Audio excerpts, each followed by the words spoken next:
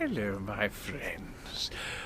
I hope you are good, and all is fantastically marvellous. I was just discussing with Brian the topic of today's conversation. Of course, what else would I be doing with a picture of Brian Blessed sat across from me? Anyway, I'm getting slightly off topic.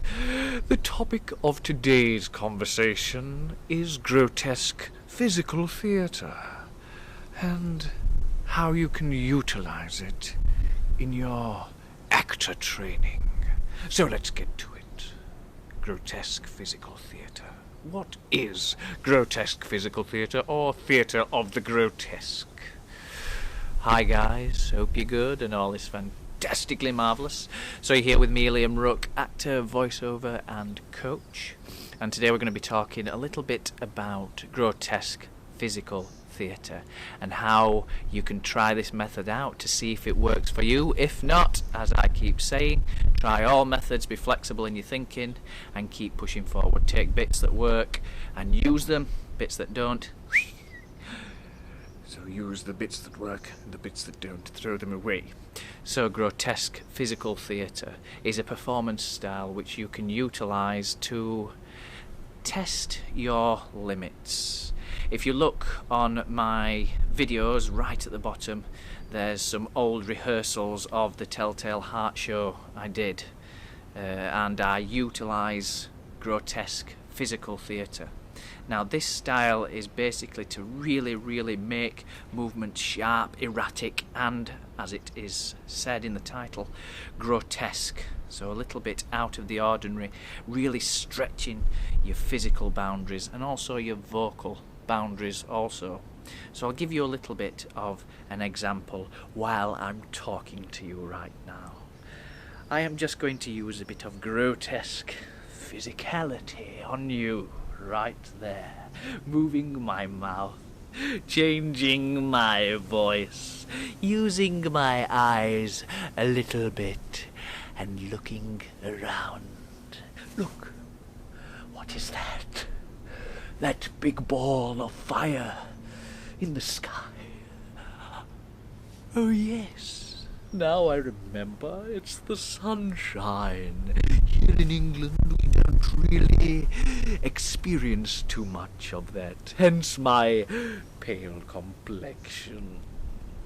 So guys, it is basically the ability to stretch yourself, really go over the top. And why is this so useful in a performance?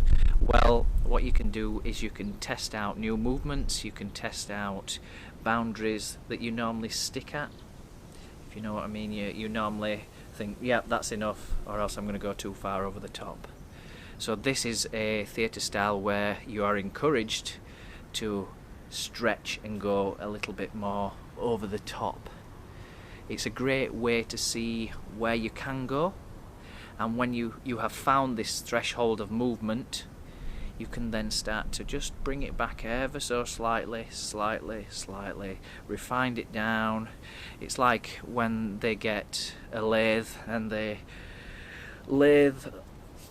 shave off the wood to make a chair leg. That's all you're basically doing, is you're making a great big performance and then you're shaving bits off until you find a point at which you are comfortable and which you feel would best suit your performance style, whether that be a physical theatre piece or you can even use it in a film role, so theatre, film, and even in voiceover you can really stretch your limits physically, because that will come across in the recording also. You might notice certain voice actors, they move about a little bit, move the heads a little bit, the facial expressions change, and this is all to put emotion and tonality into their performance, using their body language to really get that emotion out. So try this technique out, guys, and go really over the top.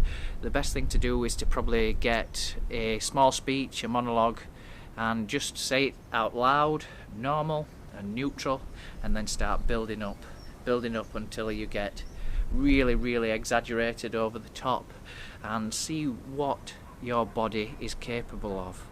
I'm not just meaning flailing the arms like this. Move the fingers, move the face, the shoulders, the trapezius muscle might pop up here, the shoulder might go up here. Really over-exaggerate your movements. Stick out the chest, put the shoulders up, really see where it goes, and then again shave it back, shave it back, shave it back, and then deliver the speech again. And don't be scared to play around with the old vocal patterns. Really exaggerate.